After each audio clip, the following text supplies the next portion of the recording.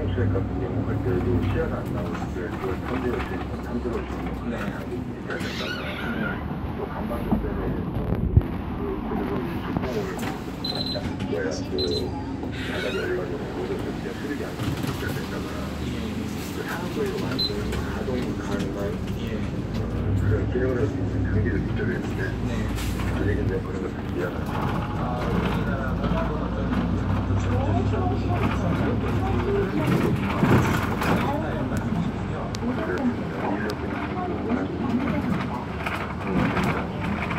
아니 그 세월호 이후에 그런 어떤 해난 구조 이런 부분에 대해서 좀 신경을 많이 쓰고 있지 않습니까 정부에서? 물론 준비된 부분도 실수도 있었고요. 발전된 것도 있고 발전을 해갑니다. 합니다만 예산이 수반되는 문제고 신경이 관련된 문제이기 때문에 오늘 문제가 생겼다고 해서 내일 이거 그럼 이번 그 미국의 그 사고를 보면서 우리도 시뮬레이션을 할 필요가 있겠어요. 우리한테 이런 사고가 났으면 어떻게 대처를 했을까? 그런 부분들을 한번 좀 고려를 해봐야 될 것 같습니다. 국민 사정으로 국민 정서나 여러 가지가 상당히 달라서 우리 같은 경우 조금만 같은 그런 매뉴얼이라든가 이런 부분도 배우를 한다 그러면 아마 그 결과를 보면 나올 수 있을 겁니다. 그래요. 그래서 우리가 좀 여러 가지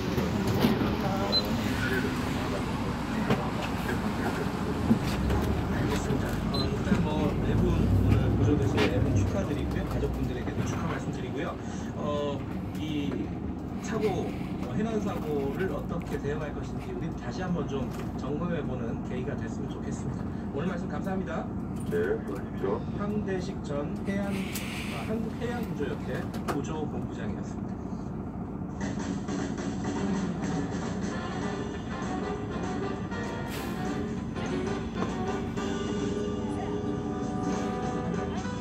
여러분의 아침을 책임집니다. 김경래의 최강 시사. 네, 김경래의 최강 시사 듣고 계십니다. 오늘 최강 스포츠 진행합니다. KBS 스포츠 취재부 김기범 기자 나와 있습니다. 안녕하세요. 네, 안녕하세요. 프로야구가 지금 이제 종반전으로 치닫고 있죠.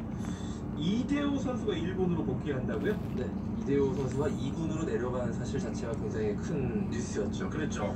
지난달 29일에 성적 부진으로 인해서 2군행 통보를 받고 2군에 한 열흘 정도 있다가 오늘 경기 기아와 경기하는데요. 오늘 경기 1군 등록이 지금 유력한 상태고요. 자, 사실 홈 경기장에서 기아와 경기에서 사실 1군에 명단에 이름을 올릴 것으로 보입니다. 그 이대호 선수의 수식어 굉장히 많죠. 조선의 사과 같은 그런 수식어를 2군에 내려간 이대호 선수의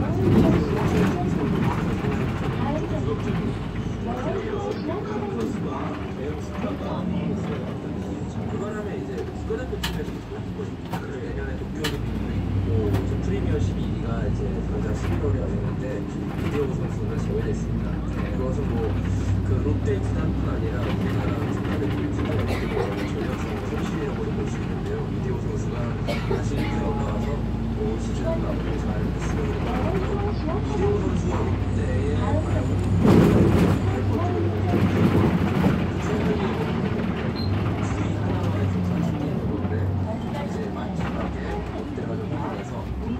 를 지금 하고 있고 최근에 구단 단장도 30대 젊은 단장이 이제 그저 분위기를 많이 세시고 그래서 오늘 경기에서 이대호 선수 개인 기록은 지금 홈런이 12개를 기록한 것 같습니다. 절대 적은 수치 아니거나 이대호 선수의 수치에 비하면 좋기 때문에 20홈 무대를 남은 경기에 출발을 보고 있습니다. 롯데는 같이 가는데 제 친구들이 롯데팀이랑 이대호 선수를 어쨌든 팀이 살아있습니다. 지금 축구 얘기를 해보면 감독이 사퇴한 거죠? 경질된 건 아니고 본인이 자진 사퇴? 그렇죠. 경질되기 전에 본인이 어제 자진 사퇴 여자들 축구대표팀 감독에 지난주에 최인철 감독이 선임이 됐었어요. 근데 선임되자마자 며칠도 지나지 않아서 최 감독이 몇 년 전에 그 선수를 피했다, 스타했다 이런 얘기가 나와서 그 본인은 문제가 있는 것이 아니라 문제 제기가 잇따라 나왔습니다. 네. 그래서 일단 본인은 당시에는 폭행을 한 적이 없다. 2011년 사건이었거든요. 그게 몇 년 전에 그런 일이 없었다. 가벼운 혈증 정도, 이 정도로 네. 넘어가는 분위기였는데 결국 여론이 악화되면서 어제 본인이 스스로 하기로 결정을 했습니다. 이 개인의 일탈행위 이 자체가 문제이기도 한데요. 축구협회라는 좀 공적 기관이 이런 어떤 좀 인사 검증 시스템이라고 해야 될까요? 이런 것이 너무 이런 비판이 많이 있고요. 네. 사실 그 축구협회 이 감독 선임을 하는 기술위원회 이쪽에서는 최인철 감독의 폭행에 대해서 어느 정도는 사전 인지를 하고 있었다고 네. 하는데 이 폭행의 정도가 심각하지 않다. 이 정도 수준으로 이렇게 넘어갔던 걸로 그렇게 알려져 있습니다. 그래서 어떤 사태의 심각성에 대해서 축구협회가 너무 안일하게 생각합니다. 올해가 사실은 스포츠계에서 폭력, 성폭력 이런 것들이 굉장히 큰 문제가 됐기 때문에 이 정도의 어떤 결격 사유와 하자가 있으면 검증 단계에서 걸렀어야 되는데 너무 안일한 대응을 한 것이 아니냐 이런 비판이 많이 있습니다. 가능성이 좀 떨어졌군요. 네. 예. 오늘 밤 11시에 A매치가 있죠. 오늘 밤 11시입니다. 네. 오늘 밤.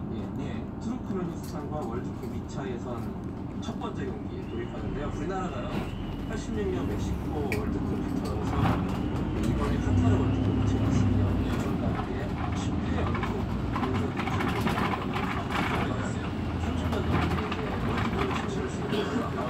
어떻게 보면 축구 시기라고 볼 수 있는데요. 오늘 피파 랭킹 132위의 투르크메니스탄인데 결코 방심은 동물이고 손흥민 선수가 얘기했던 것처럼 호랑이는 토끼를 잡을 때에도 최선을 다한다는 마음가짐으로 오늘 경기에서 어떤 필승의 다짐을 하고 있습니다. 무엇보다 상대 수비진 밀집 수비를 뚫는 측면 공격이 굉장히 중요한 키포인트로 떠오르고 있는데요. 우리나라가 속한 2차 예선 H조에 투르크메니스탄전을 잘 치르고 나면 10월에는 북한과의 경기였습니다. 평양 원정이 지금 준비되고 있거든요. 이 투르크메니스탄을 잘 치르고 북한과의 평양 원정 이게 또 굉장히 10월 스포츠에서 가장 큰 이슈가 될 것 같습니다. 결정은 아직 안 됐죠? 어떻게 될지는 아직 모르겠습니다. 갔으면 좋겠습니다. 오늘 말씀 감사합니다. KBS 스포츠 취재부 김기범 기자였습니다. 김경래 시간사 1부는 여기까지 하겠습니다. 잠시 후 2부에서 뵙고요. 8시 5분 뉴스 듣고 돌아옵니다.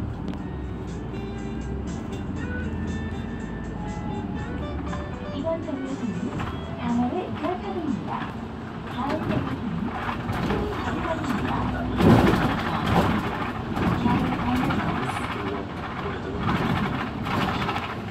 가게 사장님의 자부심이 믿음이 되는 가치, 든든한 국밥 한 그릇이 작은 행복이 되는 가치, 전통시장에서 작지만 소중한 가치를 함께하세요. 대한민국 소상공인의 가치를 함께 나누겠습니다. 작지만 가치 있는 모든 것을 연결하겠습니다. 작은 것을 연결하는 강한 힘, 중소벤처기업과 같이 하겠습니다. 이번 추석에도 전통시장에서 함께 우리 같이 삽시다. 중소벤처기업 소상공인 이번 시장 정류소는 진흥공단. 순위 가구거리입니다. 다음 정류소는 순위 테크노파크 벤치 앞입니다. KBS 58분 날씨. 오늘 중부지방에는 비가 오겠고 남부지방은 구름이 많이 끼는 가운데 목더위가 기승을 부리겠습니다. 현재 서울, 경기 북부, 강원 중북부 지역을 중심으로 비가 오고 있고 그중 경기 서해안과 경기 북부에는 호우주의보도 발효 중입니다. 출근 시간에는 곳곳에 다소 강한 비가 쏟아지겠지만 낮 동안에는 빗줄기가 약해지면서 비가 오락가락하겠습니다. 하지만 밤부터 내일 오전 사이에 중부지방에는 다시 강하고 많은 비가 쏟아지겠는데요. 다만 비구름이 국지적으로 강하게 발달을 하면서 지역적으로 강수량의 차이가 무척 크겠습니다. 내일은 정체전선이 남하하면서 중부지방은 내일 오전에 비가 그치겠지만 남부지방은 내일 오후부터 밤 사이에 가끔 비가 내릴 전망이고요. 내일까지 예상 강수량은 서울, 경기와 강원 영서가 50에서 많은 곳은 200mm 이상, 강원 영동과 충청도, 경북 북부 내륙은 30에서 100mm 이상, 그 밖에 남부지방은 50mm 이하가 되겠습니다. 한편 지금 대구와 부산 등 경상도 일부 지역에 폭염주의보가 내려져 있습니다. 오늘 한낮 기온이 대구 33도, 부산, 광주, 대전 30도, 서울 28도까지 오를 전망입니다. 현재 서울의 기온은 22.4도, 지금까지 40.5mm의 비가 내렸습니다. 송소진입니다.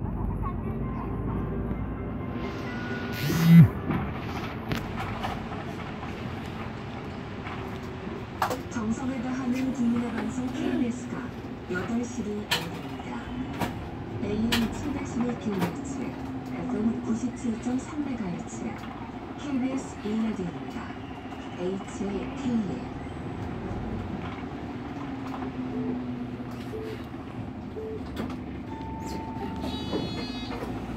KBS 1라디오 8시 뉴스입니다. 북한이 오늘 오전 평안남도 내륙에서 동쪽 방향으로 이상의 발사체를 2회 발사했다고 합동참모본부가 밝혔습니다. 우리 군은 추가 발사에 대비해 관련 동향을 추적 감시하면서 대비 태세를 유지하고 있다고 밝혔습니다. 북한 최선희 외무성 제1부상은 이달 말 미국과 비핵화 실무 협상을 할 의향이 있다며 새로운 계산법을 들고 나온 것을 미국 측에 요구했습니다. 조선중앙통신은 최선희 부상이 어제 담화를 내고 이달 하순경 합의되는 시간과 장소에서 미국 측과 맞이하자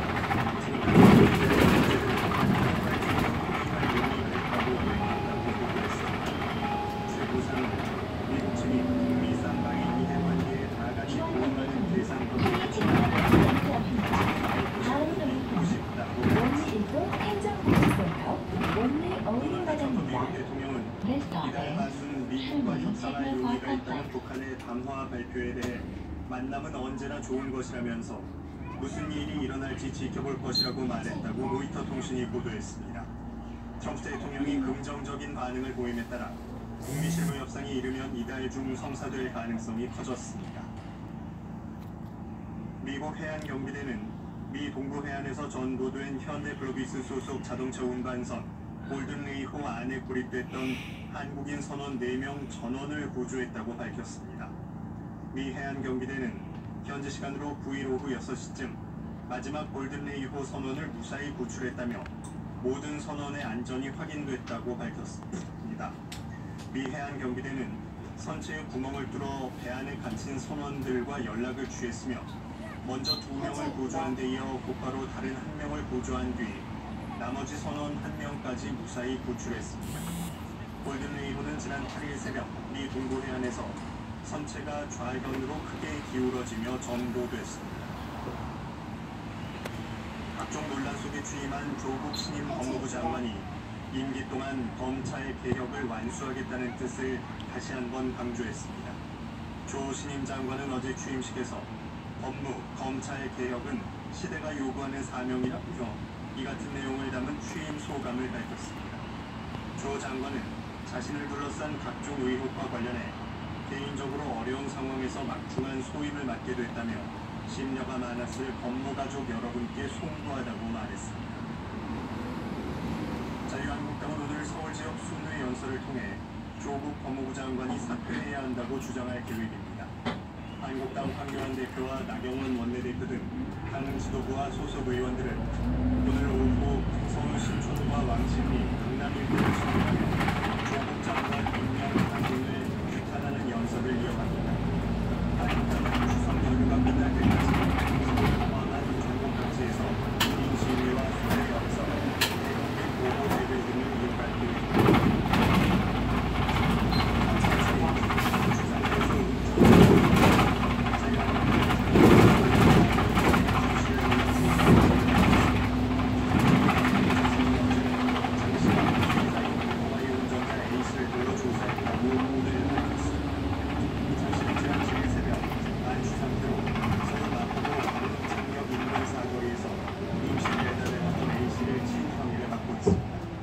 사고 직후 당신은 출동한 경찰에게 자신이 운전하지 않았다고 진술했다고 그리고 사고 당일 새벽 경찰서로 가서 사고를 인정한 것으로 전해졌습니다. 경찰은 당시 현장에 뒤늦게 나타나 장 씨가 아닌 자신이 운전했다는 주제로 거짓 진술한 10대 남성 B 씨를 입건하지 않았다고 당초 밝혔지만 이는 선고에 제대로 입건 사실이 보고되지 않아 잘못 전해졌습니다.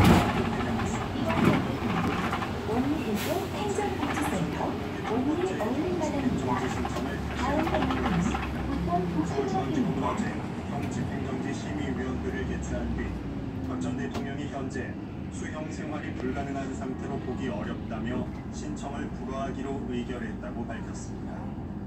날씨입니다. 오늘은 전국 대체로 흐린 가운데 중부지방 곳곳에 강한 비가 내리겠습니다. 특히 오후부터 내일 아침 사이 중부지방에는 벼락과 돌풍을 동반한 시간당 50mm 이상의 폭우가 오는 곳이 있겠습니다. 아나운서 김재홍이었습니다. 일라디오 8시 뉴스를 마칩니다. 지금 시각 8시 5분입니다. KBS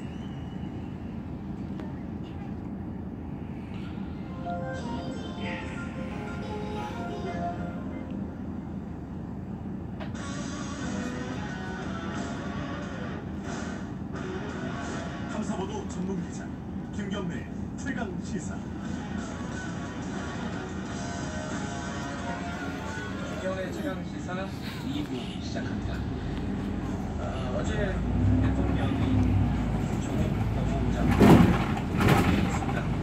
강행 대통령은 하지 않죠. 정면 돌파를 선택했다. 적절한 것 같습니다.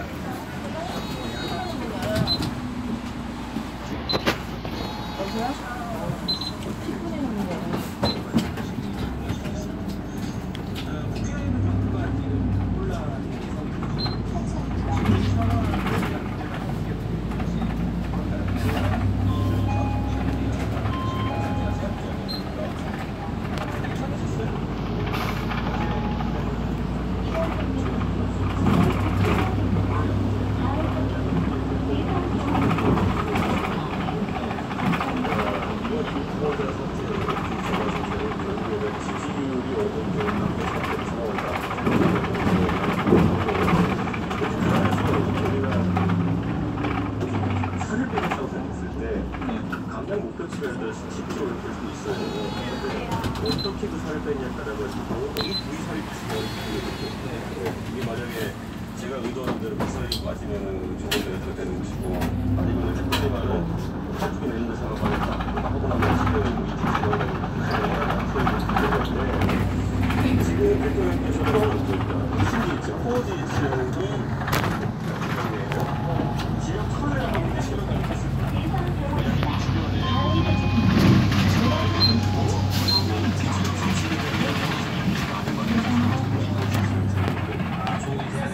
지지한 입장에서 여러 가지 근거점을 있을 텐데 해버리면 이만하잖아요.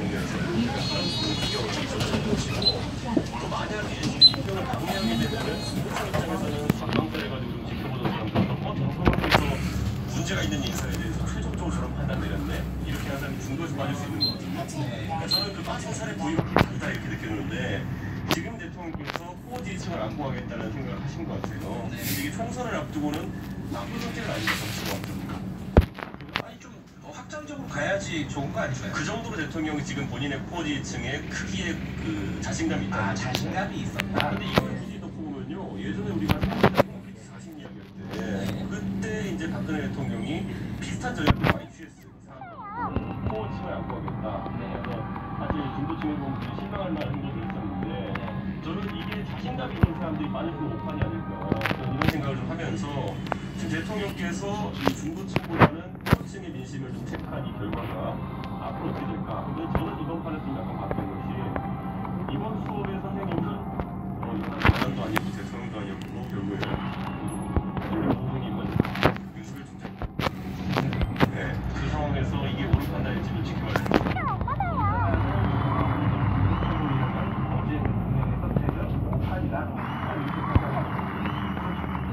그리고 그 실제로 이게 어떤 구체적으로 어떤 영향을 줄지는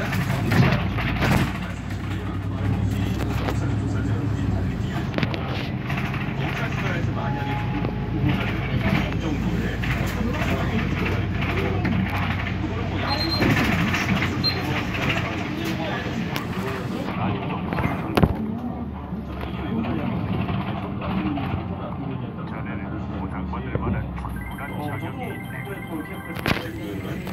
대선을 앞두고는 항상 어떤 캠프들이 나오는 메시지가 화합입니다. 통합, 화합입니다.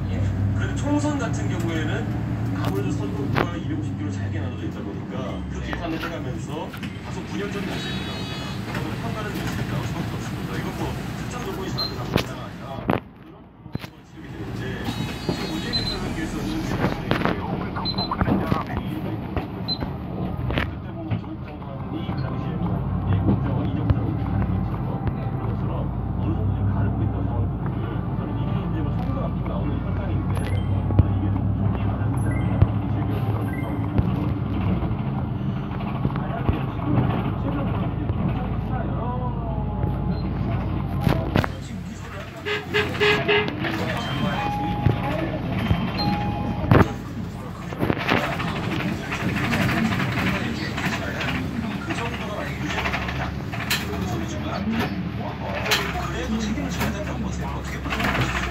시작합니다. 저희 청문회나 이런 걸 보면서 민주당 의원들이 이 중에 뭐 하나를 문제점 삼켜야 된다 이런 식으로 이야기했던 거, 그거는 사실 수사였다고 이렇게 보고요. 국민 여론이라는 것이 어느 정도 강압할까 이런데 저는 이렇게 생각해요. 우병수석 과거에 수사할 때 저는 생각합니다. 그분 구속영장을 3번 신청했을걸요. 첫 번째, 두 번째는 기각 나고 이제 그 세 번째 기각이 구속인 걸로 알고 있던데 검찰이 그 정도로 이해적으로까지 밀어붙일 수밖에 없다면 국민 여론이 돼 있었죠. 사실 어떤 피의자에 대해서 한 번, 두 번 구속영장 청구해서 안 되면 세 번째까지 가는 거 맞죠. 그런데 이제 정경심 교수 같은 경우는 정말 수사의 양태가 다소 이제 좀 국민 여론을 등에 업고 가지 않을까 그런 생각하게 되고 상당히 강도 높은 수사를 받을 것이다 이런 생각이 드는데 저는 지금 제 생각에 사본성 위조 정도 제 생각에는 아마 지층 돌아서지 않을 것이냐 생각합니다. 하지만 거기에 사업 펀드에 대한 문제가 혹시 추가됐다면 오늘 아침에 오면서 보니까 KBS로 단독 보도했던데 만약에 그 정동신 교수가 그런 펀드 운영에 내가 단순히 이제 뭐 소위 말하는 금전적 투자팀이 아니라 판단이나 이 차단의 그런 지장을 많이 했었거든요. 이 부분은 또다시 국민적인 공감을 하기 어려운 부분이 있습니다. 그래서 그 두 가지 정도가 결합됐을 때는 좀 후보자가 정책이 이제 뭐 정치공학적으로 보면은 지금 말씀하신 그렇게 해석을 할 수도 있겠지만은 대통령의 표면적인 말은 권력기관의 개혁이잖아요. 검찰 개혁을 다른 걸 손해를 보더라도 검찰 개혁만은 해야겠다라는 메시지가 분명히 있어요. 그 안에. 이건 어떻게 평가하세요? 본인께서 이제 보증장관 후보자가 지금같이 행정을 상황에서 적임자라고 생각하는 그런 객관적인 시각이 생기기 어렵고 하나도 이제 그래 우리 대통령께서 저렇게까지 보증을 서시니까 우리 한번 믿어보자 정도거든요. 근데 원래 뭐 보증이라는 그런 거 아닙니까? 잘못하면 같이 그거는 대통령께서 뭐 감수하시는 건 그런 판단이기 때문에 제가 그거는 뭐 저도 믿고 지켜보겠습니다. 그런데 저는 이 부분을 봐야 되는 게 예를 들어 공직자가 예를 추진할 때 본인이 담당할 때 시작을 기준이 어디 있지 않거든요. 저는 공무원들이 박근혜 정부 때 군권을 총리 후보자 총리가 생각나더라고요. 처음에 이완구 총리 들었을 때 그분이 굉장히 강하게 공직 개혁이나 공직사회 기강 잡겠다는 드라이브를 되셨어요.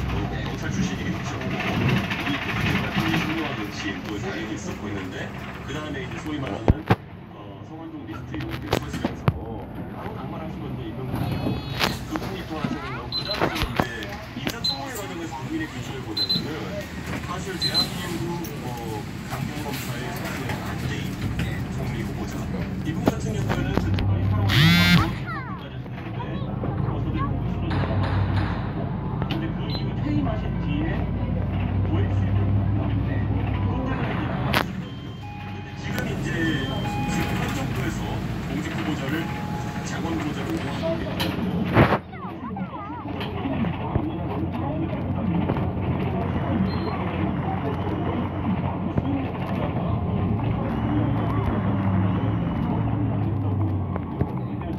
법치라는 것, 인사에 대해 가지고 어떤 판단을 법치라는 것은 이번 정부는 좀 더 높지 않나. 높다는 것은 좀 더 중단한 것이 아닌가. 그리고 저는 이 상황에서도 중단해지는 건 어제 대통령께서 보증을 서셨기 때문에 혹시라도 조국 후보자 부인의 문제가 발견되고 아직도 조국 후보자 본인의 문제가 발견됐을 때 대통령께서 좀 곤란한 입장이 될 수 있다 해죠. 이제 검찰 개혁 얘기 하나만 더 여쭤보면요. 지금 이제 인사 문제를 거론을 했습니다. 취임사에서 조국 장관. 그러니까 뭐 인사로도 검찰을 조금 이제 다시 한번 만지겠다 이런 메시지죠. 근데 검찰 개혁이 과연 성공할 수 있을 것인가? 물론 이제 법은 제도적으로는 국회에 지금 계류돼 있는 상황인 거고 어떻게 예상을 하십니까? 이제 검찰의 저항이라고 할까요? 검찰 수사도 만만치 않은데 과연 어떻게 보세요 이거 지금? 저는 검찰이라는 것이 사실 이제 우리가 이렇게 판단할 수 있을 것 같아요. 어떤 조직이든지 잘 운영하면은 잘 돌아간다.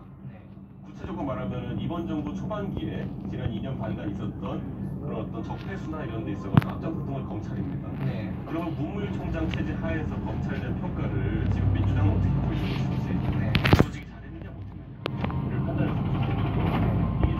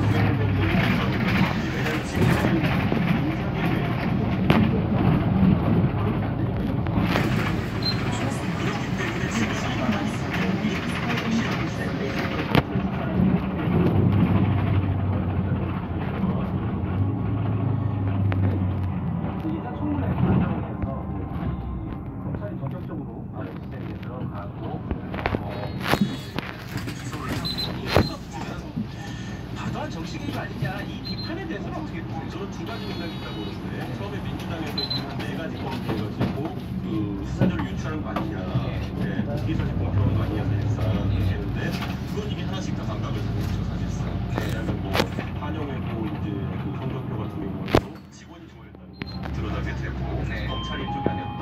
표창장 같은 경우도 박지원이 들고 나오는데 칼라 흑백 이런 거 논란이 있었고, 그 부분이 사람들이 다루는 논란이라는 거예요.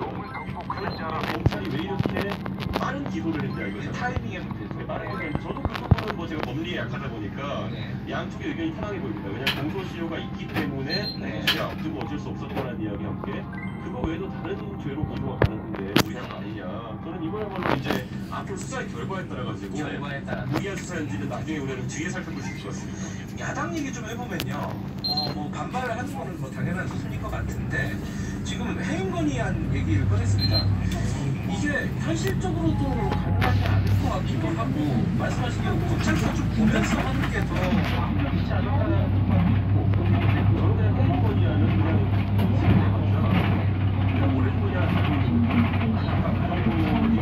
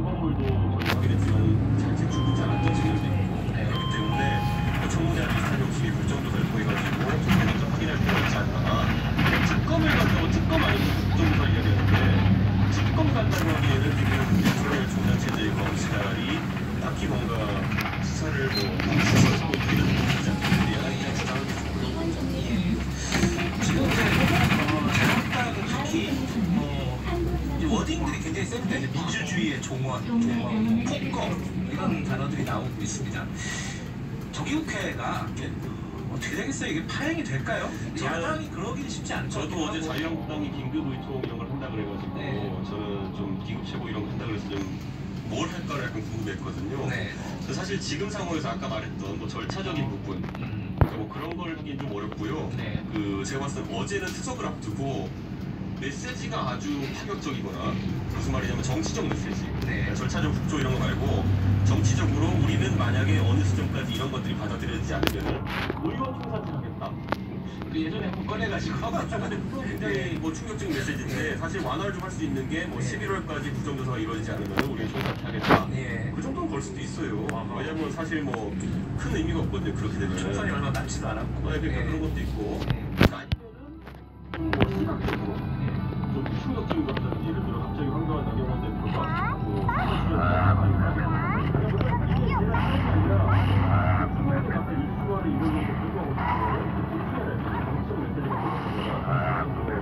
정치적 메시지가 그게 아닌 이상 약간 제한되지 않을까